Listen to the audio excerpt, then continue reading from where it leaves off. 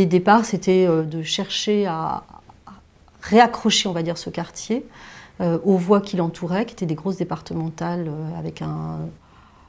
qui ont un rôle de liaison interquartier assez forte, mais qui pour autant ne laissaient pas percevoir ce grand ensemble.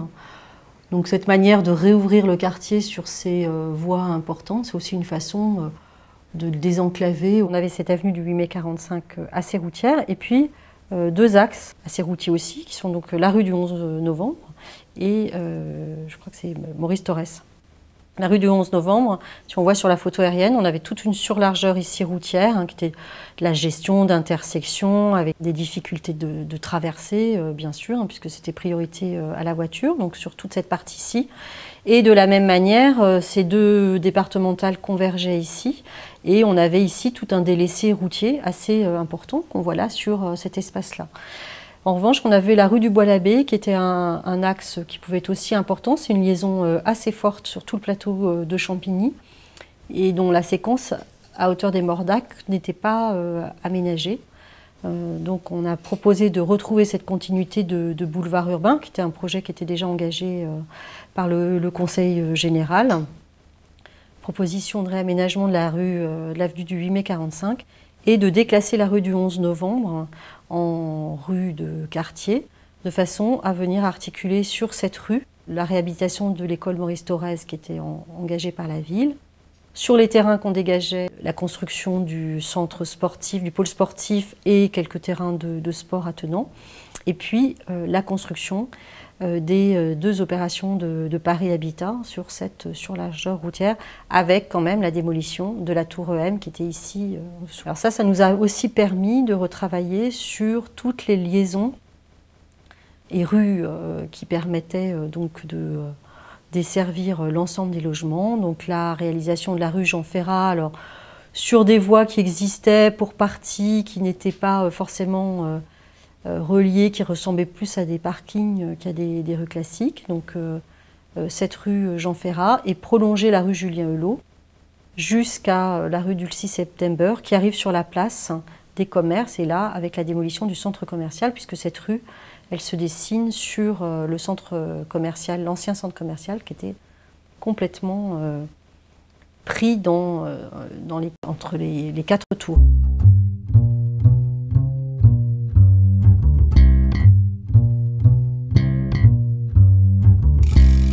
Donc, ce qui va rester du centre commercial, c'est la maison pour tous, avec ses commerces à rez-de-chaussée. Et autour de la place, on va retrouver du commerce à rez-de-chaussée sur ce premier bâtiment, donc le Franprix qui est déjà installé ici, du commerce sur ce futur bâtiment dit encore de l'îlot 2, et puis du commerce sous la maison pour tous, avec une place d'entrée à la maison pour tous, et la place Marchais qui permet d'accéder au commerce, de se garer, donc avec un accès très facile depuis les avenues, depuis la rue du 11 novembre, l'arrêt de bus qui est ici, pour accéder au commerce, accéder à son logement, accéder à l'école. Après, il y a eu des opérations de réhabilitation et de résidentialisation sur l'ensemble du patrimoine de Paris Habitat et l'ensemble du patrimoine d'IDF, et là qui sont des opérations où on a travaillé avec les paysagistes qui ont travaillé sur ces projets pour bien situer les points d'entrée, les logiques de fonctionnement, les modes aussi de liaison douce à l'intérieur de ces clos.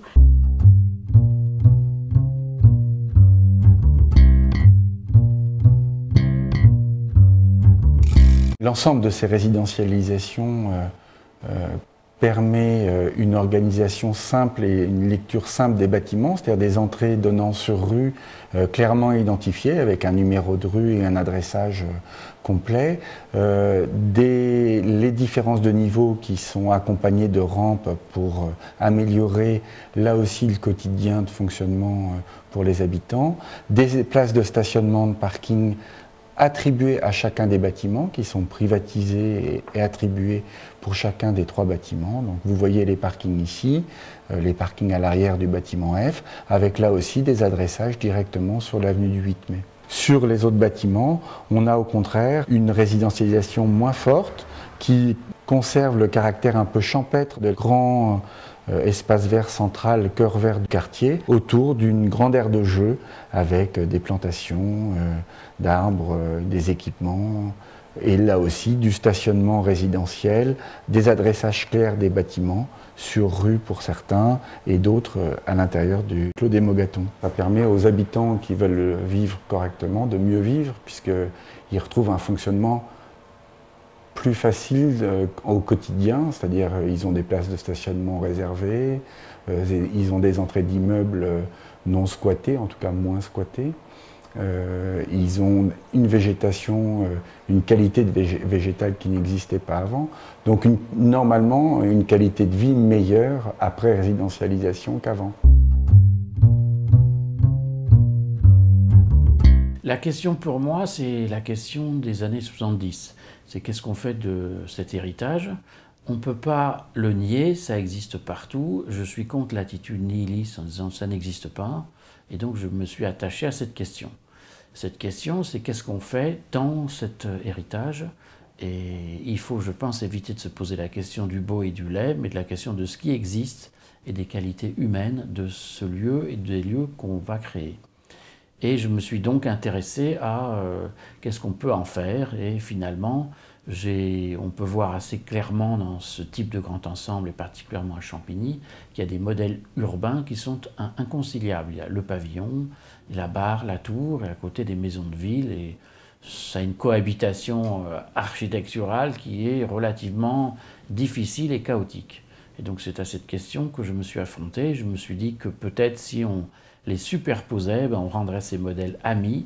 Et donc tout d'un coup, le projet va devenir le liant en fait de l'ensemble. Il faut savoir que déjà, c'est ultra copié, cette opération, il y en a partout. On a des articles en Chine, on a des articles dans tous les pays, et on commence déjà à voir des gens qui empilent des objets qu'ils trouvent, des objets architecturaux, ils prennent, voilà. Ça fait partie de côté inspirant, mais je pense que pour ceux qui ont un tout petit peu de mémoire, cette nouvelle génération de choses empilées, ça s'appelle Champigny. Les prochaines étapes, c'est la construction de 2 nouveaux ensembles résidentiels.